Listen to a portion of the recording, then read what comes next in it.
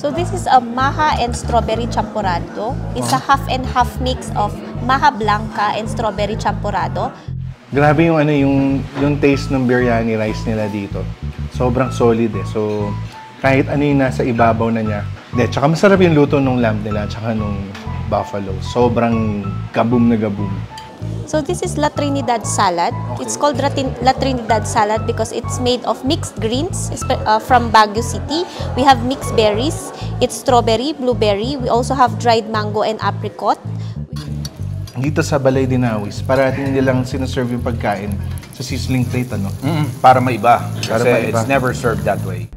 Dahil medyo naaamoy na natin ang bakasyon and holidays, irrelevant na naman kung ano ba ang mga bagong makakain sa Baguio.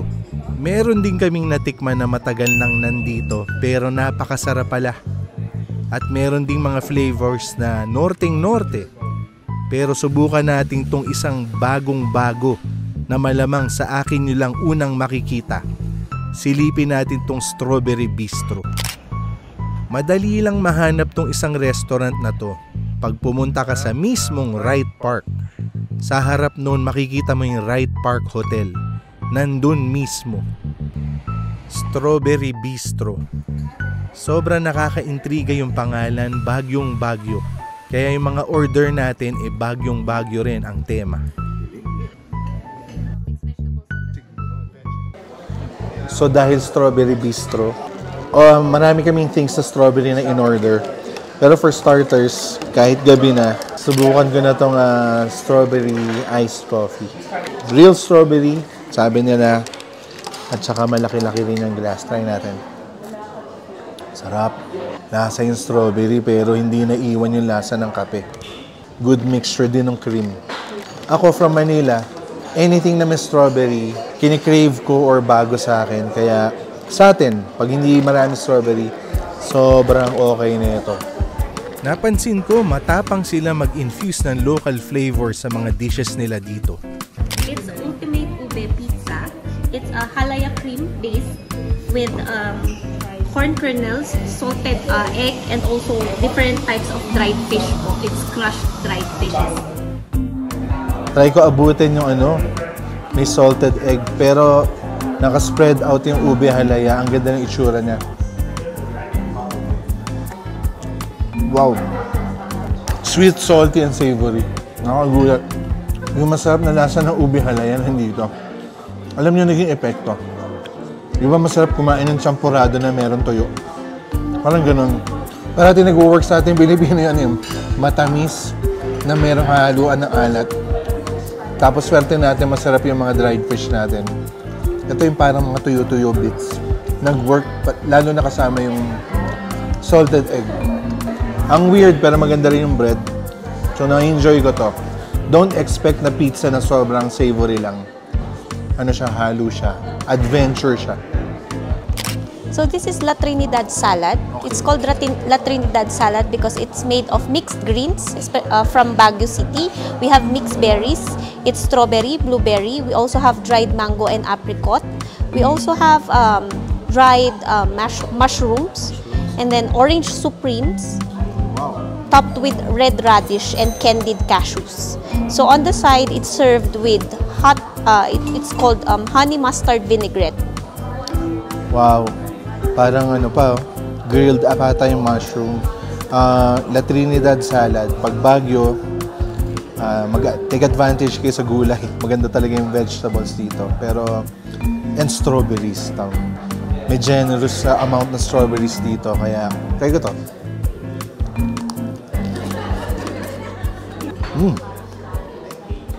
Sarap yung dressing. Gusto ko yung lasa ng mustard. Mustard and balsamic vinegar. Fresh green. Sobrang okay to. Ito, meron na akong strawberry dito. Sobrang sarap na may strawberry. Grabe. Halatang bihira sa Maynila. Tuwan-tuwa ako sa lasa na yun. Sobrang okay to. So this is a maha and strawberry champurrado. It's a half and half mix of maha blanca and strawberry champurrado, topped with palitaw budbud, corn kernels, and also fresh strawberries.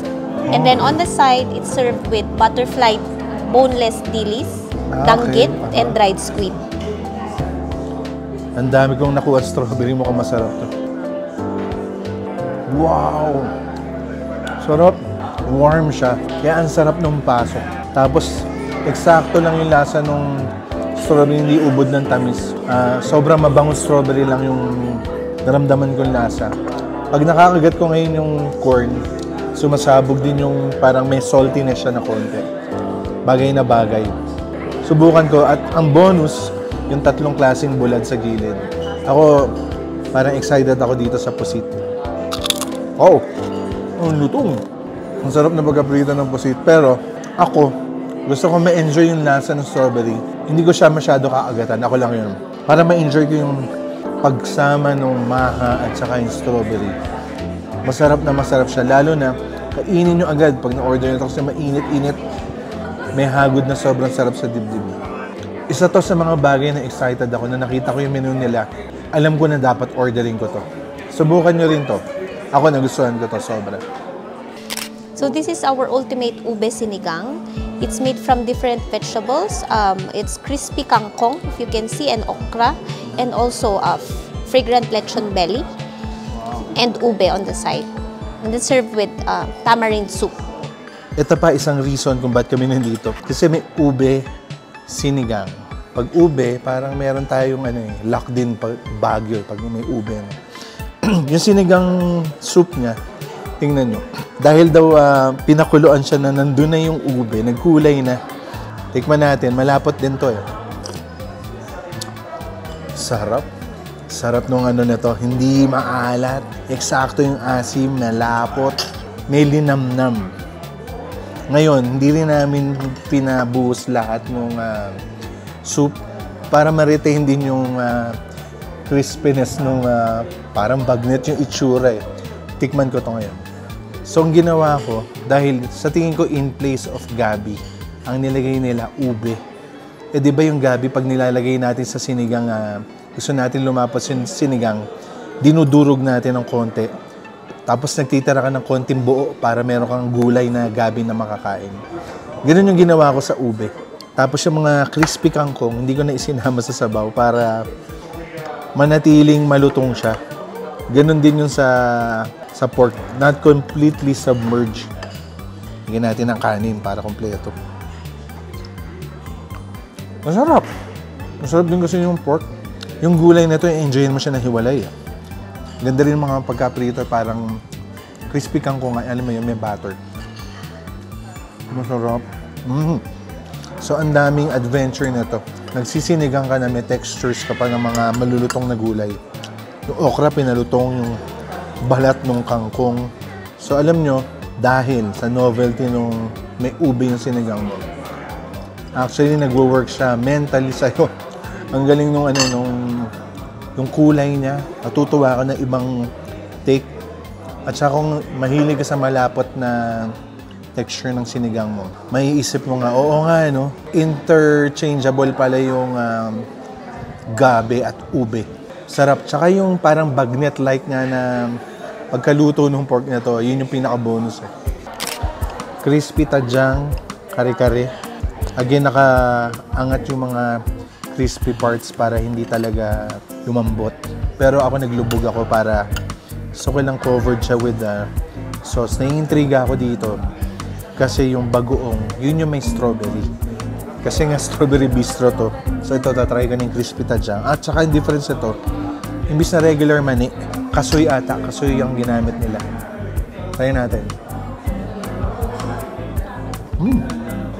Lasa siya masarap na kare-kare. Hindi ko pa makita o malasahan kung bakit strawberry bagoong. Pero dinikman ko isa pa. Okay. Gusto ko isipin na hindi siya super alat na bagoong. Parang may hint nga siya ng konti ng tamis. Pero dahil strong yung taste ng bagoong, sa tingin ko, in-elevate na lang nung kung ano man yung strawberry nilang nilagay. Itinutulak niya pataas yung lasa ng bagoong. Pero dito sa isa na to, ang nagpaiba, yung sarap ng crispy tadyang. Masarap yung yung combination niya with the strawberry bagoong. Medyo nakaka-addict yung bagoong kasi may tamis siya. Anong dish to ulit? It's called trio cocido. So trio cocido meaning board. It's our twist on the traditional pochero. It's made of 3 proteins. It is a boneless beef rib. We have the pinunat, the Baguio sausage, that one. And then also we have grilled chicken or the chicken inasal. Served with sweet potato, saba, and then the Tagalog pechay, garbanzo, and some lentils on side.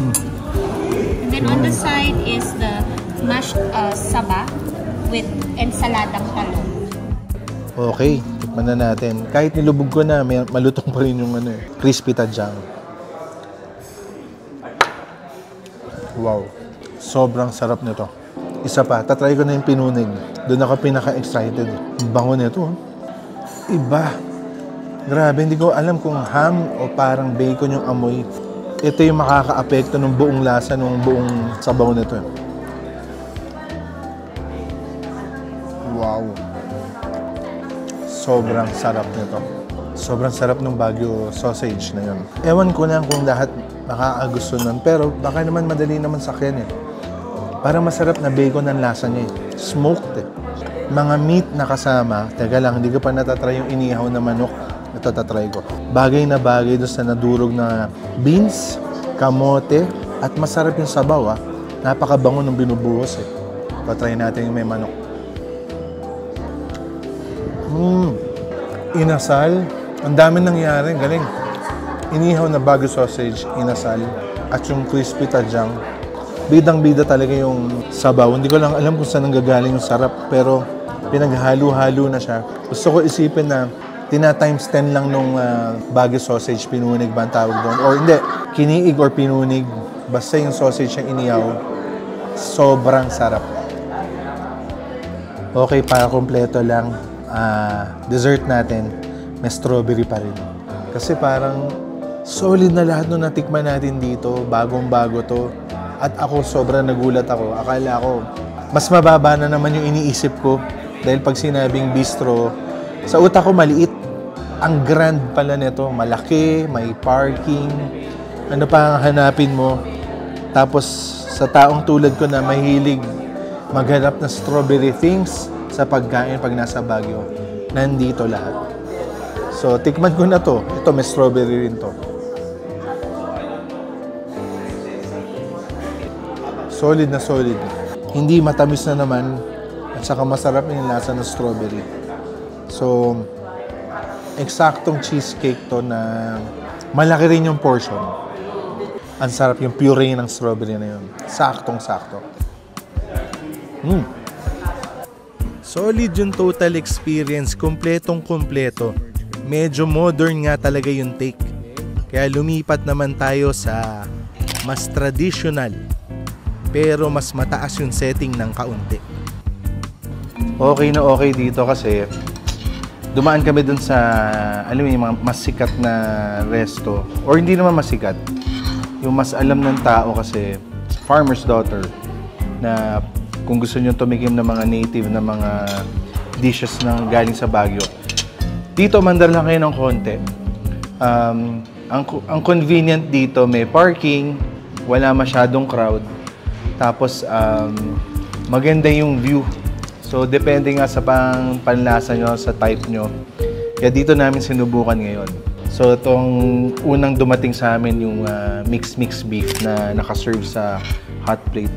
Kaya daw nila nilalagay sa hot plate kasi hindi normal to na ginagawa. Pero dahil sa Baguio ka, para mas maging warm yung pagkain mo, kadalasan malamig dito. Hot plate, kumbaga. Ito na yung bagong take na sa sizzling plate.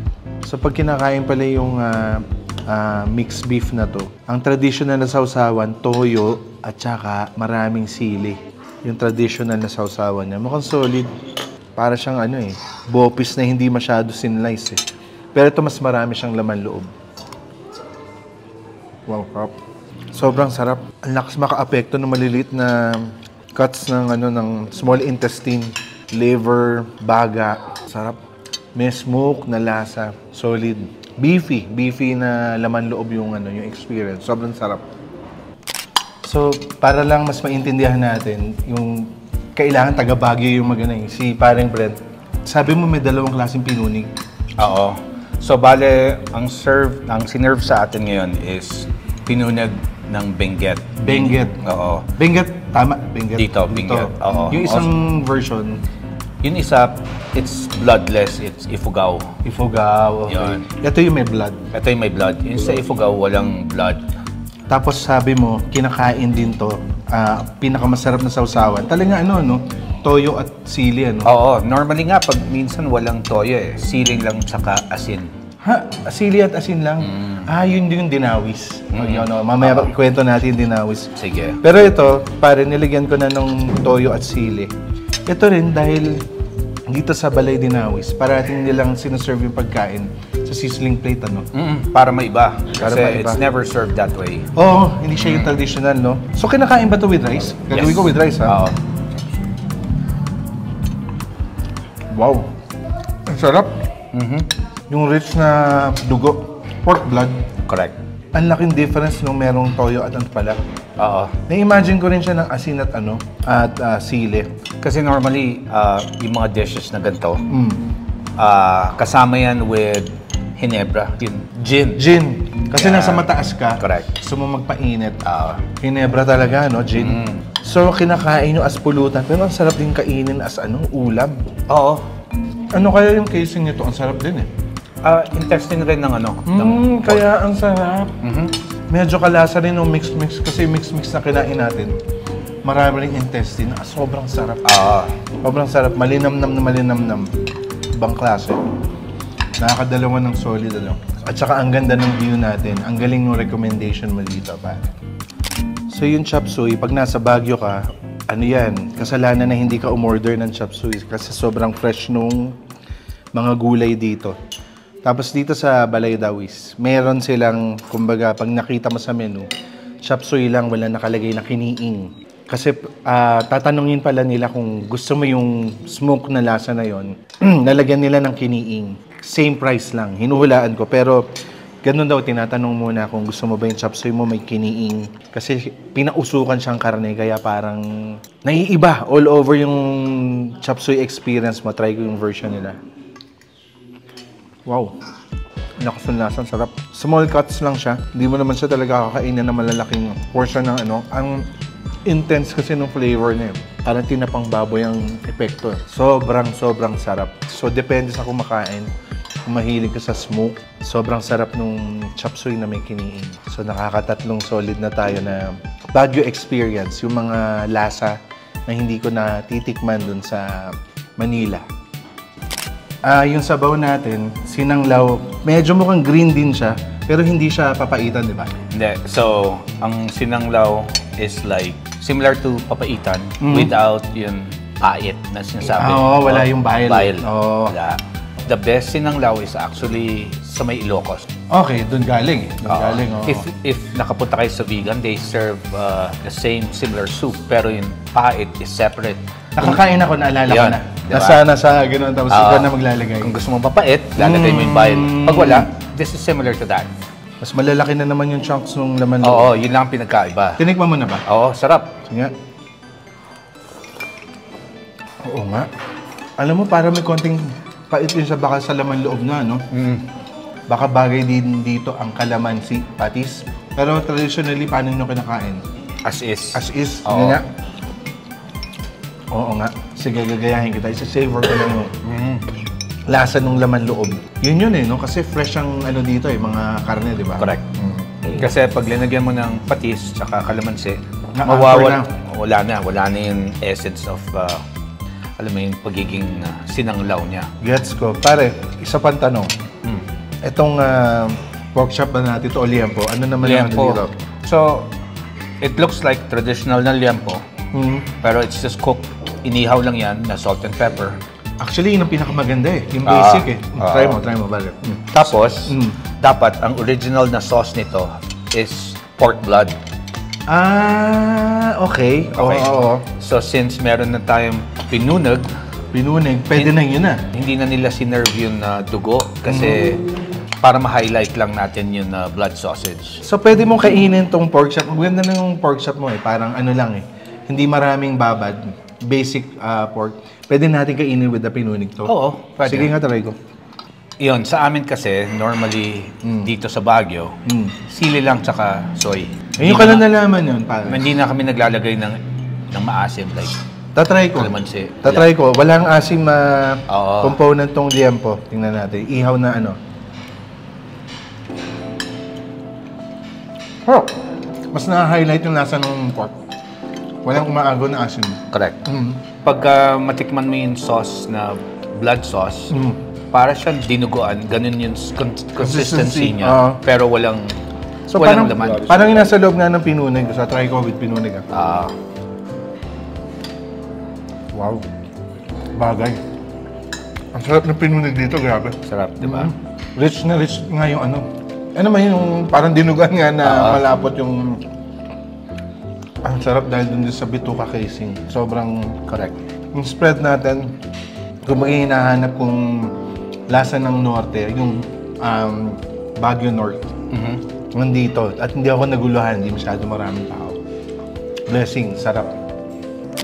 In-order ko to yung every time na may adobo, maganda rin sumubok dahil iba-iba yung versions. Ang pinakaiba dito, nakita ko may tapoy, may rice wine element. Tapos nung dumating siya, hindi siya amoy regular adobo, medyo manilaw-nilaw siya. Tapos iba rin yung yung meat slices na gamit, kumbaga bite size. Gusto ko matikman to, hindi ko malaman kung saan naglulugar yung tapoy. Ay! Nga pala dahil na-obvious nila, nahalata nila na baguhan tayo. Pina-experience tayo ng tapoy shot. Ito yung rice wine. Parang parang Koreano na shumat muna ng soju bago kumain. Tatry ko. Pero hindi ko ubusin. May kanin to. Parang lugaw pero may tamis. Kakainin ko na to lahat Pang-cleanse ng palate. Lugaw na may tama. Ang daming kanin. Daming bigas. Oo. Ang lakas nung singaw nung alcohol sa ilong ko. Baka yun ang magandang preparasyon bago tikman tong adobo. Hindi masyado maasim. May tamis. Baka pag naluto yung tapoy, kakaiba. Pwede ka nang hindi kumain ng kanin sa dami ng patatas. Ibang-ibang take ng adobo. Siguro nga dahil yung adobo ay yung act ng pag-preserve ng meat. Dito nung style nila, kung anong merong available, tapoy yung ginamit. Pero meron din tong ito yung dahon ng laurel para bumango-bango. So ibang take na naman ng adobo na hindi malakas o hindi ko lang alam kung may acid element to. Bago sa akin to. So pare, yung natikman kong pinunig nung una, hindi kasing creamy nito. Ito pag kinakain ko parang liver-like na texture. Sarap talaga. Ako nagva-vouch ako sa pinunig. Pero may nakwento kang ibang style ng pagkain, The original way of eating pinunog actually is straight na boiled lang, pakulo. So, kasi kung saan yung mga sliced pork, yung mga parts ng baboy, binoboil lang, sinasama yan.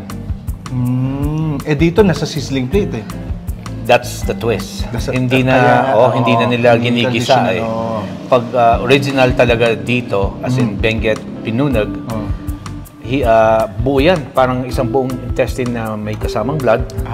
Pag hinila na from yung boiling pot, slice, serve. Ganun na. Para pwede ko bang tanungin na rin kasi parang nagpakwento tayo kanina, itong balay dinawis. Parang kasi ginagawa yung baba ngayon. By December daw, magkakaroon sila nung dinawis. Ano nga yung dinawis para? Dinawis is known for parang inihaw. Ihaw. Sa December, gagawin nila yung tradition way of cooking pork. Mag-butcher sila ng buong pork. As in kakatay, yun ang term buong baboy. So I think kung experimental o yung dry run, tingin ko weekend sila gagawin pero by December pa. Actually. Paano ba ginagawa pag dinawis? Paano style ng luto? So, in fresh, syempre, dyan na mismo kakatayin yung baboy, dyan na rin dininisan. Wala rin timpla? Wala. So, smoke-based lahat.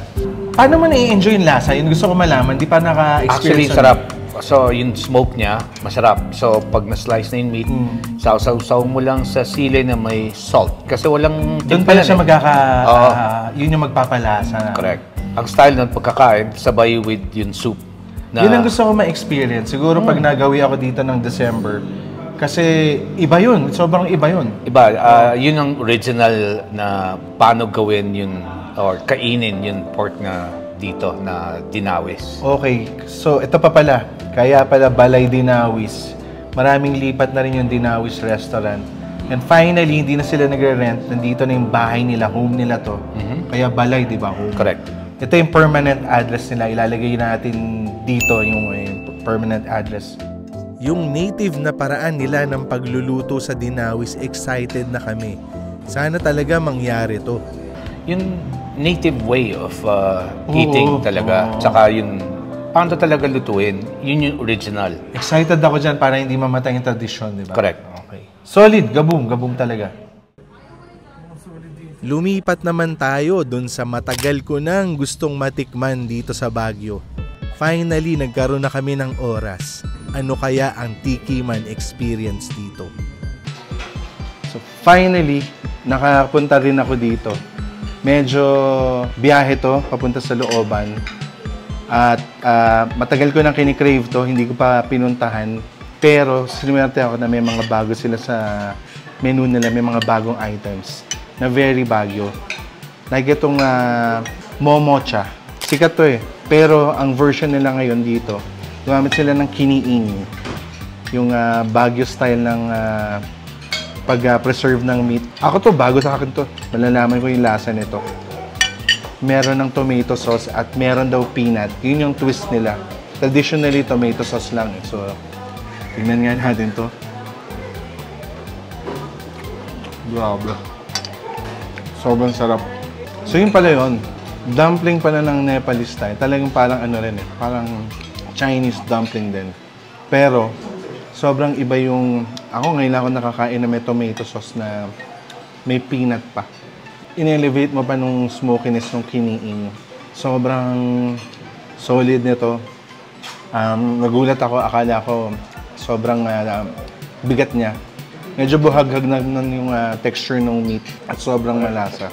Sobrang nagustuhan ko to. Sobrang solid. Gabum na gabum. So, gusto ko lang ipakilala yung nag-introduce sa atin ng place na to. Gusto kong sabihin farmer's daughter, pero ano siya, daughter siya ng Pony Boy. Si Pony Boy... Pony Boy Hernandez. Fernandez. Si Sab. Di ba, Sab? Yes, tito. Sab, according to you, favorite mo to. Kaya ko in-order to para sa'yo, di ba? Yes po. Tikman ko, ano ba to? Cheese samosa. Yeah, cheese samosa. Ito, Cheese. may cheese pool ba to? Yeah. Uy, oo nga. Very Instagrammable, Tsaka hindi lang cheese, parang may laman siya na. Spices. Spices. Sobrang interesting to. Tatry ko muna ng walang dip. Kasi ito, This is tamarind. tamarind and This is mint. mint. Yeah. Okay. Mint to be. Ang bango nga. Hindi ko alam kung may pepper siya, no? May konting... May konting bell pepper. Yeah. So, nasa appetizer round pa lang tayo. Medyo Good recommendation, Sab. Tatry ko na with with the tamarind. Ito, hindi ko to alam na ano tawag You dito. could- mint. Mint pala to, yung green. Okay. Yeah. Ako pinaghalo ko. Wow. Sobrang fresh kasi parang ka nagsipilo yung lasa nung nung mint. Hindi natin na bad way, pero yun yung end note nung Tsaka hindi nga feeling. Gabong to. Thank you. Different. Yeah. So Sab, eto, bago rin sa atin pareho. Opo. Ikaw yung expert dito. Try natin, ang tawag nila dito, ginger buff. Ano yung impression mo? Anong itsura? Mukhang pares. Mukhang pares. Hindi na sinabi nila, tapos medyo naamoy. Ikaw, try mo.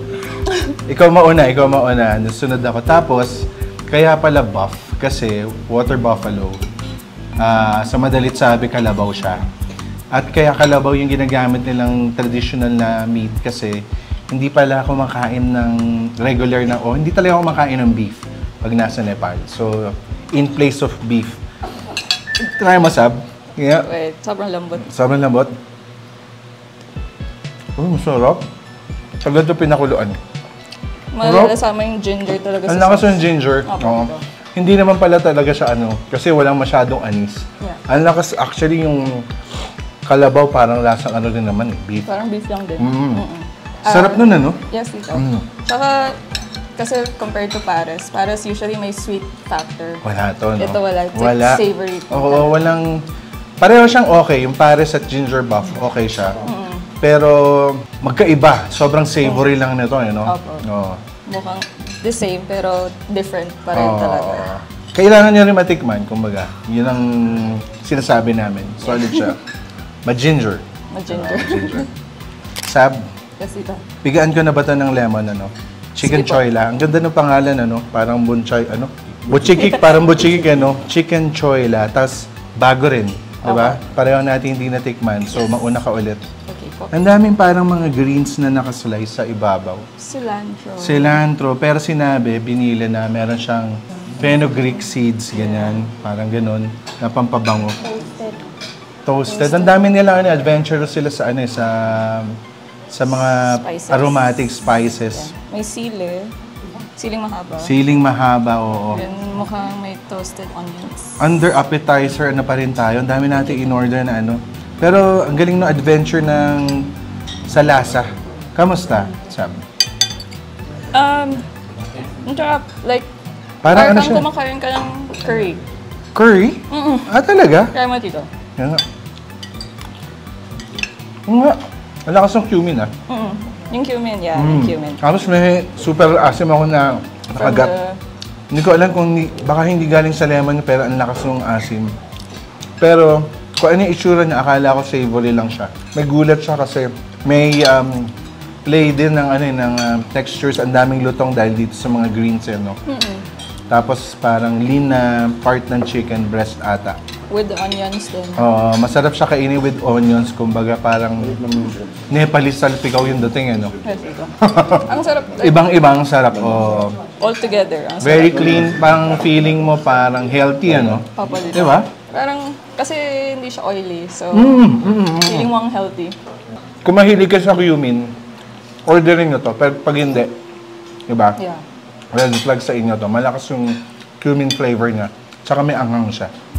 Lakas na ang Ang lakas ng anghang niya. Totoo. Order na tayo ng lasik, diba? Yes, ito. Alright.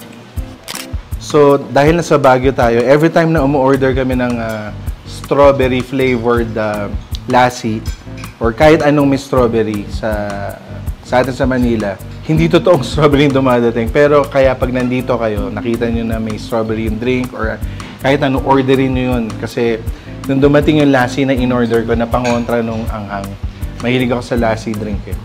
Solid, yung mga, kumbaga parang yung kinain kong taho kanina dun sa park, buo-buo pa yung strawberry sa ilalim. So, tikman natin to. Parang solid eh. Grabe sa sarap. Solid, ano? Super gaboom. So, ito pang isang appetizer na, momo. Yung itsura niya mukha ring sweet and sour yung yung itsura lang, hindi ko alam yung lasa. Pero ito, meron daw tong paneer na keso. So, tatry ko na to. Nakaprito. Fragrant din yung lasa nito. Meron din siyang mas konting cumin. So, ako yung taong mahilig sa cumin. Gusto ko yung nalalasahan ko. Wala siyang masyadong asim, hindi siya. Itong isa na to, hindi parang sweet and sour. Vegetable, again, para sa mga umiiwas ng karne. Masarap at saka para to sa atin, sa mga mahilig sa cumin. Sobrang okay. So, Sab, Yes, ito. grabe, lahat ng favorites mo ata may cheese pool, ano? Medyo. Kasi nung sinabi mo, actually wala sa order natin to eh, yung cheese parata. Yes, ito. Tapos sinabi na, Tito, in-order mo ba yung cheese parata na kasi mabigat? Sabi ko, nga, no, hindi kami nakaka-order ng ganong klaseng parata. So, tama siya. Nung dumating, hindi ko lang alam kung mabigat din yung plate, no? Pero mabigat siya. As in, Mabigat talaga. punong-puno ng keso. Try natin. Ang sarap, Robert. Sobrang, lalo pag mainit. Sobrang sarap. Parang pizza. Parang pizza to. Hindi ko, ano ba yung ibang parata? May pinapair pa ba tayo? Ito parang stand-alone siya. Ang sarap niya. Grabe. Dito, kahit walang sauce. Lalo kasi of the cilantro. Tsaka sinabi mo, sila yung gumagawa talaga ng bread nila, no? Yes, ito. Ang sarap din to. Grabe. Gusto ko to. Pang matanda at saka pang bata. Yung appeal na to. Yeah. Kung minsan dito, I order the chicken masala. Tapos pinipair mo. ko sa sauce. Oo nga. Alam mo, sa dami na mo order dito, Gusto ko sana i-try, pero Mabubusog na mabubusog tayo. ka. I think babalik pa tayo dito kasi malapit lang naman yung house nyo dito, di ba? Yes, ito. Pag nag-visit kami, sigurado na to. Solid nga dito. Ito, kahit wala pa iba, gabum na gabum talaga dito. Buff. Ano to? Buff. Buff. Biryani. Lambot na naman, ano? Yes. Para nagiging ano siya, ano tawag dito? Para nagiging corned beef pag inaano mo. Inihiwa-hiwalay mo yung meat. And ang bango ng rice, sobra. Yes. Try ko muna. Naglalagay ka ba na itong white? Ano na? Garlic sauce sometimes. Okay. But okay din siya na wala. Oh, sige, try ko rin wala.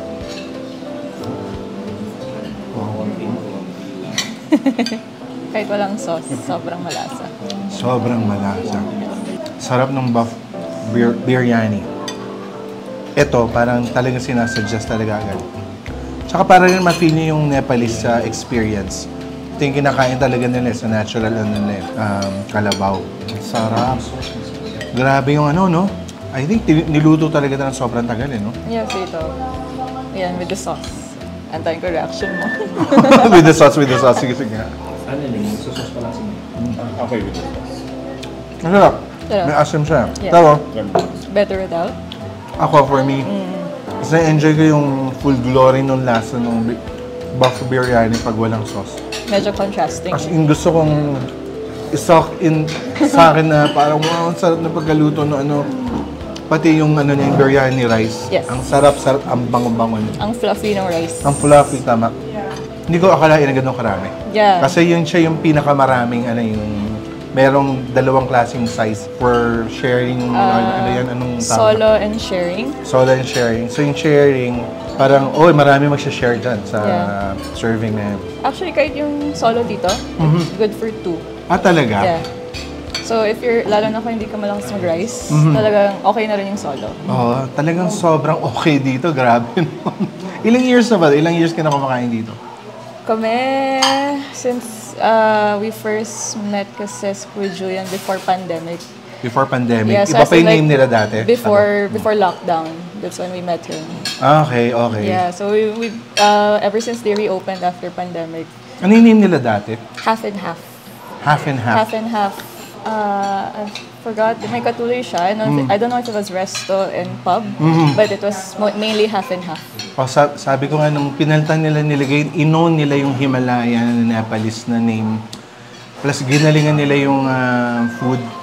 Parang sa kanila na, parang sila na. Kumbaga, diba? Kasi saan ka pa makakarinig na like Himalayan? Oo nga eh. Ako dito sa Baguio, parang akala ko dati ano lang siya, parang wala, anong passing, fad lang yan. Yeah. Hindi, real deal to. Grabe to, grabe. Lalo dito pag Session Road in Bloom, grabe pila. Dito? They open in Session Road yung tent. Grabe yung tao doon. Oo naman. Kasi I think yung pasa-pasa na kwento na try nyo na ba doon, sarap doon. Yeah, word of mouth. Oo, Grabe. grabe. Did not disappoint. Yes, dito. Thank you. Thank you din dito. Ang pinili, actually ni-recommend nila na plain bread lang yung parata. Yes, dito. Para daw fully ma-experience yung lasa nung paneer at saka umorder na ng shrimp curry. Curry. Like, ang laki nung cheese. Sabi mo, gawa nila yung mga keso dito ng ano, no? Sobrang laki mukhang tofu. Saka malaki yung serving. Nagulat na naman ako. Ang laki, tingnan nyo. As in, sobrang solid. Mukha na siyang tofu. Sarap, grabe. Ang sarap na to. Tama ka, parang tofu yung laki ng keso. Yung shrimp curry, mas parang may bits eh. Mas parang may buo-buo. Kuha ako ng shrimp mismo. Wow. Grabe yun. Sobrang sarap ng shrimp. Nanakas ng coconut taste. At hindi na iiwan yung sarap ng lasa ng hipon. All over the place. Nandun sa lahat ng dip na yun. Ang sarap. Bonus to of the night. Kasi sobrang sarap na lahat eh. Parang grabe lang sa akin ako yung taste ko. Yung gulat na nung shrimp flavor tsaka ng coconut. Curry. Grabe. Ang saya talaga. So malapit na tayo sa final stage. Sinave ko talaga yung favorite ko mutton, lamb. Hindi para sa lahat yung gamey taste niya. Pero ako, game ako sa taste na yun eh. So, tingnan natin yung version nila ng biryani dito.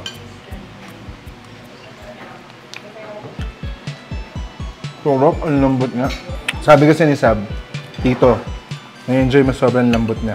Sobrang sarap din. Saka, grabe yung yung taste ng biryani rice nila dito. Sobrang solid eh. So, kahit ano yung nasa ibabaw na niya. Tsaka masarap yung luto ng lamb nila, tsaka nung buffalo. Sobrang gabum na gabum. Ito, ilalagay ko na yung dahil sobrang nagustuhan ko yung shrimp. Susubukan ko na with kanin. Sarap din. Ibang klase itong lugar na to. Ang naiisip ko, dating na dating yung dishes. Tapos, lahat sila merong, uy, akala mo yun ang pinakamasarap. Lahat may panggulat. May kanya-kanyang, ako meron ako sariling sarap. Tapos nandito nakatodo. Dadating na naman yung pangalawang dish. Ako, masarap din ako. Pero nandito. Lahat sila parang nandoon. Ang tataas nung, kumbaga, mga scholar yung lasa dito. Lupit. As in, mind blown. Gabum na gabum. Solid na bakasyon, lahat masarap. Gumraduate kami with flying honors. Talagang yung dila namin nagpapasalamat. Yun ang food adventure.